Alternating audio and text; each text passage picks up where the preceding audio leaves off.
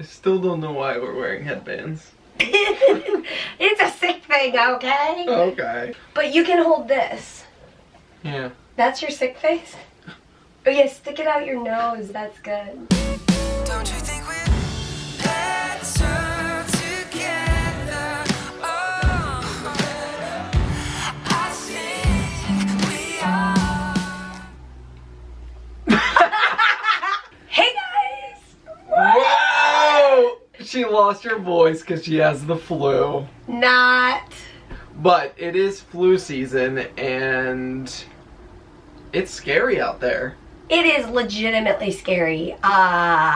It's a scary world, and apparently when you get the flu, you have to wear a headband. I don't know. It's just when I think of like iconic flu, I think of like a kid in the bed. Yes. Maybe it's a Norman Rockwell painting, and he's got a thermometer and a head thing on. Yeah, well. So I don't know what these are supposed to be, like ice packs or something.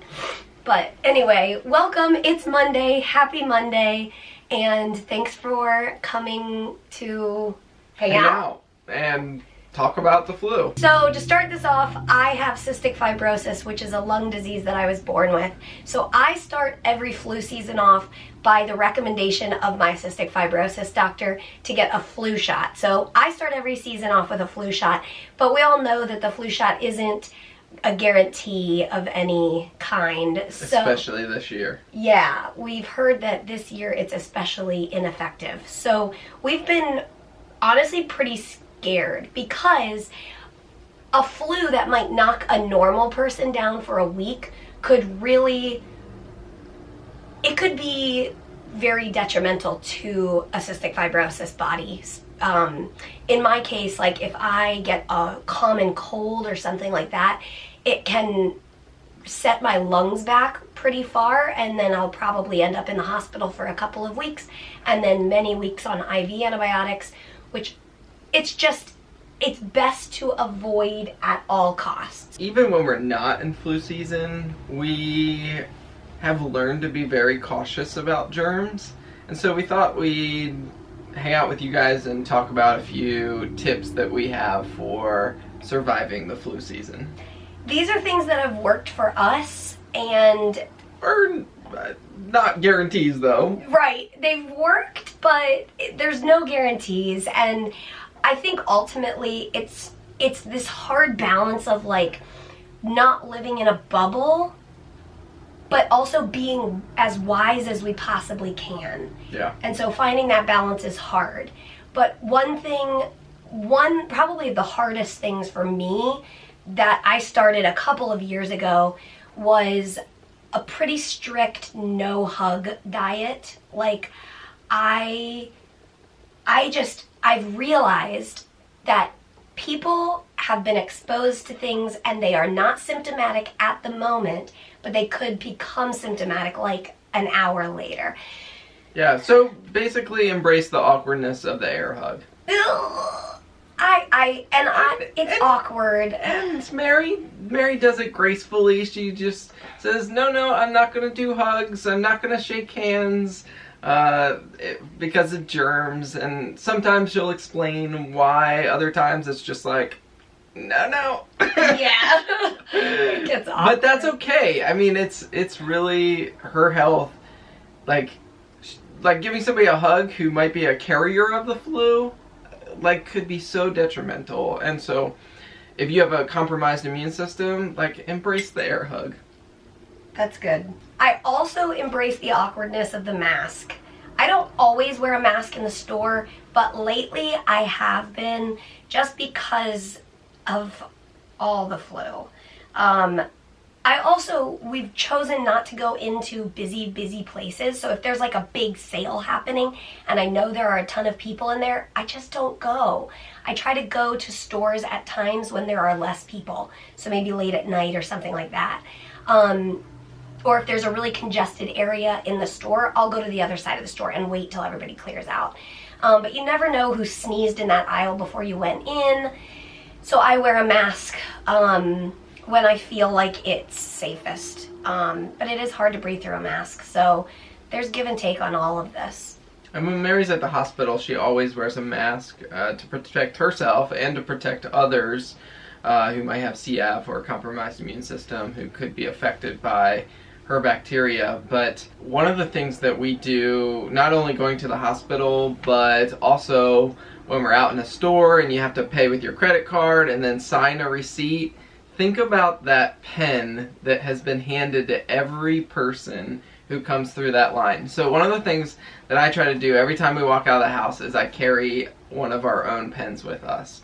And so any of those situations, especially at the hospital where they almost always have you sign papers, thankfully a lot of the clinics and that sort of thing clean those pens, but you never know. And so carrying your own pen is a good protocol, especially during flu season. All right, let's talk about free stuff. You guys know I love me some free stuff. Like, really, I do. I love free giveaways and that sort of thing. But there are times when you just have to say no. And when there is a free bread sample or a free cookie sample or a free mint, A bowl of mints at the checkout, just don't do it. Say no. Just think of it as a bowl of free flu and just don't take any. But let's face it, that's like a common place for people to put their germs, and so just say no to the free mints. Or here's another one. Like, think through, okay, sick people have to get out of the house sometimes. Like, if somebody doesn't have a friend or a caretaker or a whatever, they have to go get themselves their own medicine. So they are going to the pharmacy because they have to. And so, as you can imagine, when they walked through the pharmacy to get to the pharmacy counter, they might have looked at that candy bar or touched that box of cereal or whatever it is.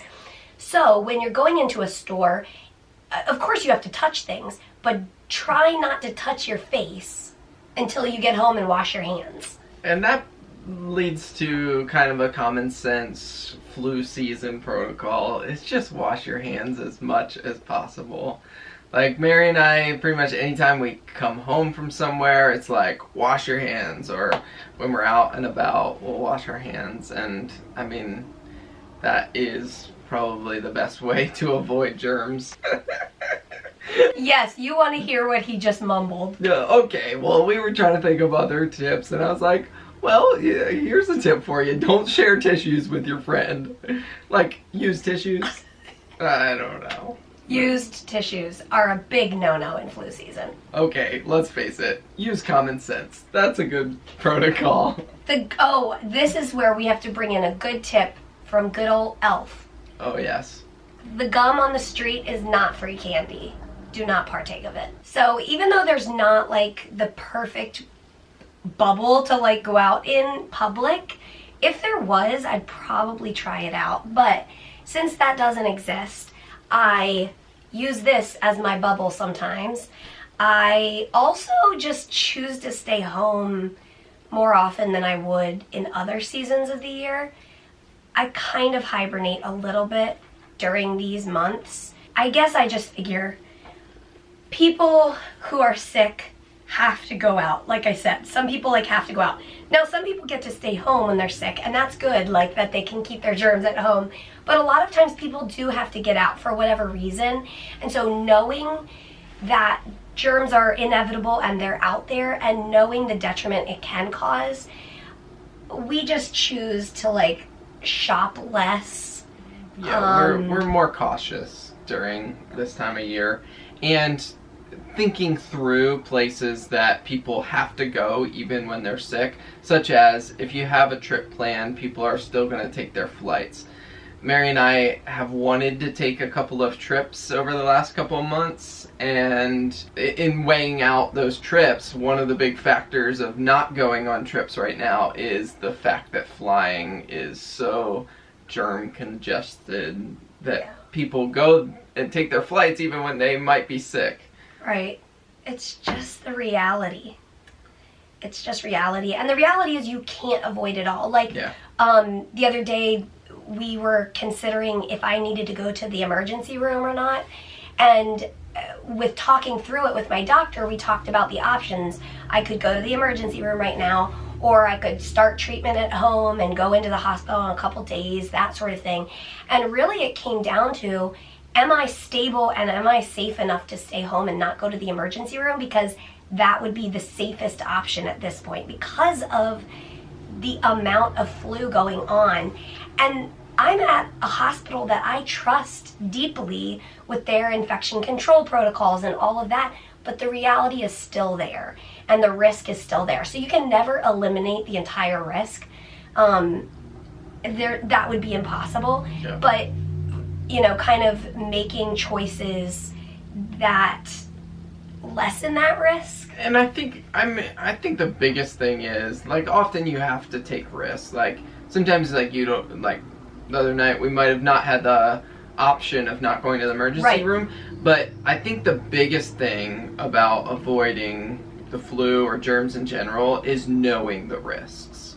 Like, being aware of what the risks of me touching that surface is, and knowing that risk, I can take precautions then, and knowing when to wear that mask and all of those things. And there's a lot of things that we don't know, but I think the biggest thing is trying to be aware. Yeah, it is like a bummer that, like Peter was saying, sometimes you don't have the option and you have to go to the ER, or you have to put yourself, or you have to take that flight for whatever reason, and you know that people might have the flu. Sometimes you have to do it. So you wear your mask, you use Lysol wipes, you do whatever you gotta do to try to keep yourself safe, and that's all you can do. All you can do is your best. Yeah. And people understand that, especially people who might know if you have a compromised immune system or things like that. But even if they don't, embrace that awkwardness and be smart. Yeah, I was feeling really, at the beginning of this flu season, I was like, I'm not going to wear my mask in public because people are going to think I have the flu or something like that. And the other day when I was walking in the store with my mask on, I remembered thinking at the beginning of the season how awkward it would feel to be out in public, and now I'm kind of used to it. And it actually didn't feel that awkward. So, yeah. Cool. You got to do what you got to do. She's pretty cute in a mask, I have to say. Oh my goodness. Well, guys, thanks for watching. Leave in the comments any tips that you have or things that you do to avoid germs when you're out and about. And as always, we will see you tomorrow. Good night. And don't forget the Ollie boy. Hey, Ollie, you want to stand up for the people? Oh yeah, come here. Oh, good night, Ollie. You can say good night to his bum bum. Good.